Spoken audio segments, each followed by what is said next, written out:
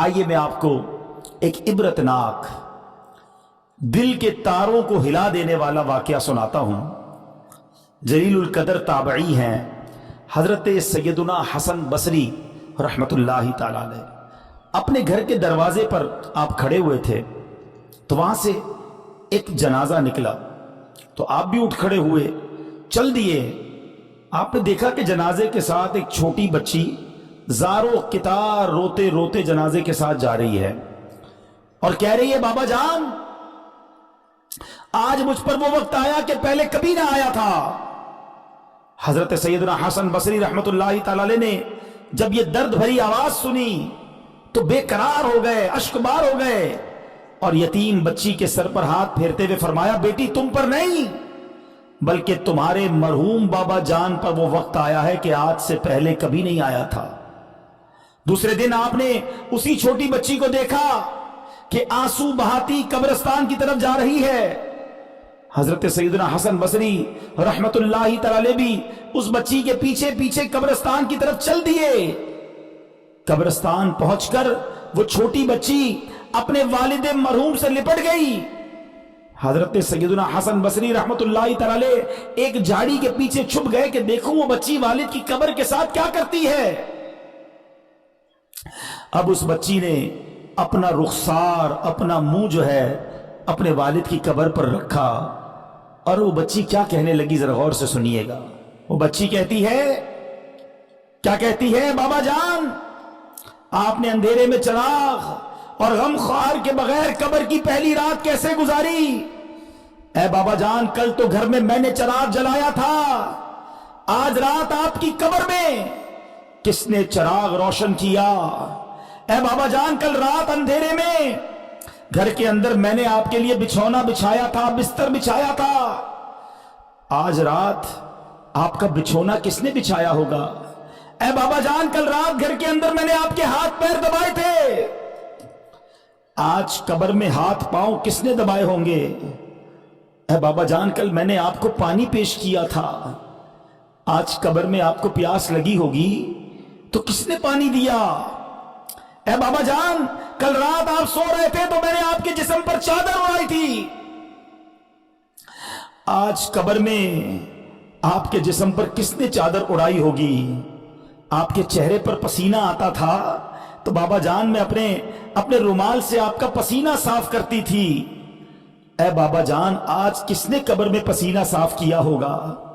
ऐ बाबा जान कल रात तक आप जब मुझे पुकारते थे मैं लब्बैक कह के आपके पास आ जाती थी।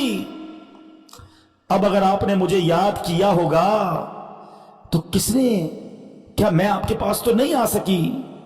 बहरहाल ये बातें करती रही, आंसू बहाती रही। हजरत सैयदना हसन बसरी रहमतुल्लाहि ताला अलैह करीब ही थे, आपके भी आंसू निकल आए। आप बच्ची के पास आए और आकर बच्ची से कहा कि बेटा यूं ना कहो बल्कि बाबा जान से यूं पूछो, क्या बाबा जान दफन करते वक्त तो हमने आपका चेहरा किबले की तरफ किया था, बाबा जान क्या अब भी आपका चेहरा किबले की तरफ है या बदल दिया गया है। ऐ बाबा जान आपको कब्र में सही सलामत रखा गया था, क्या अब भी आपका जिस्म सलामत है या कीड़ों ने खा लिया है। ऐ बाबा जान कब्र की पहली रात बंदे से उसके ईमान के बारे में सवाल किया जाएगा तो कोई जवाब देगा, कोई मायूस रहेगा। क्या आपने कब्र में जाकर फरिश्तों के दुरुस्त जवाब दिए कि नहीं या नाकाम रहे। ऐ बाबा जान उलमा फरमाते हैं कि बाज मुर्दों पर कब्र कुशादगी करती है और बाज पर तंगी, तो आप पर कब्र ने तंगी की या कुशादगी। ऐ बाबा जान उलमा फरमाते हैं कि किसी मैयत के कफन को जन्नती कफन से बदल दिया जाता है और किसी मैयत के कफन को जहन्नमी कफन से बदल दिया जाता है। तो आपका कफन आग से बदला गया या आपका कफन जन्नती कफन से बदल दिया गया। ऐ बाबा जान उलमा तो फरमाते हैं कि जब कब्र नेक लोगों को तो ऐसे दबाती है जैसे माँ अपने बच्चे को दबाती है, लेकिन जो गुनाहगार होता है, अल्लाह जिससे नाराज होता है, उसको कब्र ऐसे दबाती है कि उसकी पसलियां टूट कर एक दूसरे में पैवस्त हो जाती हैं। बाबा जान आपको कब्र ने दबाया तो कैसे दबाया था। बाबा जान उलमा फरमाते हैं कि मुर्दे को जब कब्र में उतारा जाता है तो वो दोनों सूरतों में पछताता है।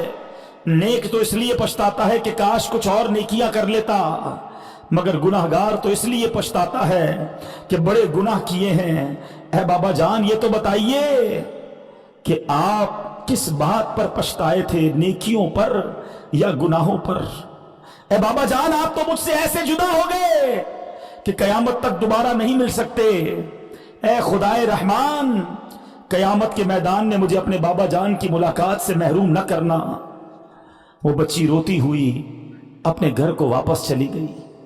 ऐ मेरे प्यारे इस्लामी भाइयों, हम सब ने जाना है, आंखें रो रो के सुजाने वाले जाने वाले नहीं आने वाले। कोई दिल में ये सरा ओजर है, अरे ओ छाओ नी छाने वाले।